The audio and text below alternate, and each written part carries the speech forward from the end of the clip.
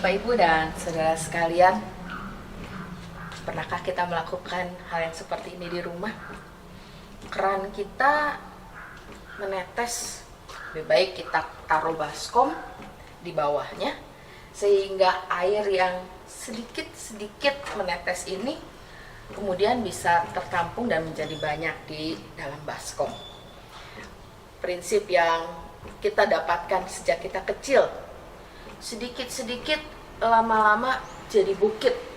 Wah, prinsip ini prinsip yang baik, Bapak Ibu Saudara. Kita mengajarkan pada anak-anak kita, yuk menabung sedikit-sedikit aja dulu, nanti juga jadi banyak. Saking prinsip ini begitu melekat di dalam diri kita, Bapak Ibu Saudara, bahkan sampai secara tidak kita sadari, kita menggunakan prinsip ini juga untuk perkara-perkara lain.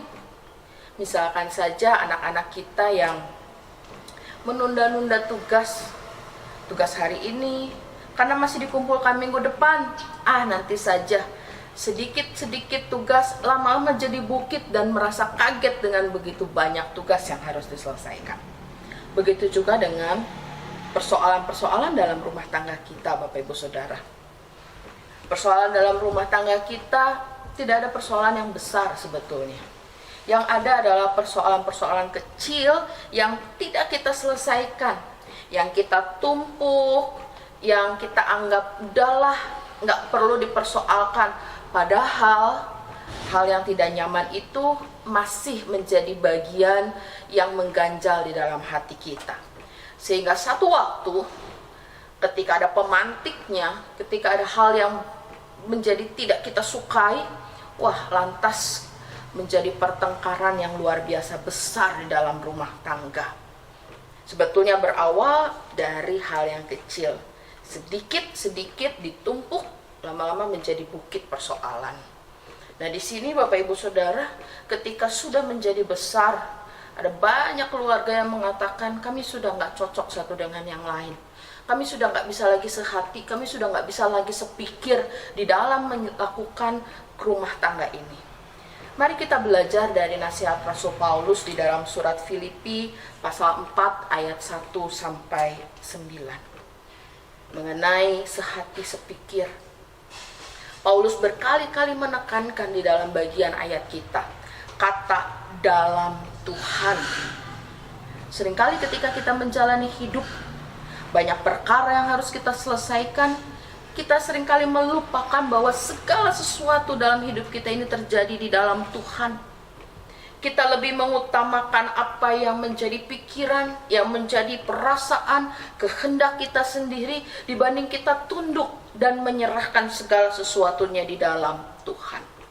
Rasul Paulus mengingatkan dan menyadarkan kita bahwa ketika kita menempatkan hidup kita dalam Tuhan, maka disitulah damai sejahtera yang melampaui segala akal akan memelihara hati dan pikiran kita. Damai sejahtera Tuhan akan mengubahkan sikap hidup kita ketika kita berhadapan dengan persoalan. Bukan untuk ditunda, bukan untuk dibiarkan, tetapi damai sejahtera Allah memampukan kita untuk kita bersama-sama menyelesaikan setiap persoalan di dalam kehidupan rumah tangga kita, sehingga kesatuan, keutuhan, dan kesehatian keluarga kita tetap terjaga. Bapak, Ibu, dan saudara sekalian, mari kita merenungkan Filipi 4 ayat 8. Bagaimana kita menerapkannya di dalam kehidupan kita masing-masing pribadi?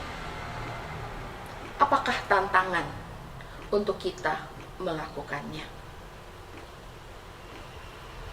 Yang kedua, apa komitmen kita untuk sikap kehidupan yang harus kita nyatakan di tengah-tengah keluarga kita berdasarkan Filipi 4 ayat 4 sampai 6. Dan yang ketiga, Bapak Ibu Saudara, persoalan-persoalan apakah yang sudah lama saudara pendam dan belum diselesaikan bersama anggota keluarga yang lain. Bersediakah saudara membicarakannya secara perlahan-lahan dengan anggota keluarga saudara, sehingga bukit persoalan di dalam rumah tangga saudara perlahan-perlahan itu makin terkikis, diselesaikan satu persatu dengan baik di dalam damai sejahtera Tuhan. Saudara tidak berjalan sendirian. Tuhan berada bersama dengan saudara. Bulan keluarga GKI Pengadilan Bogor, trust in the Lord, percaya dan mempercayakan diri. Tuhan Yesus memberkati.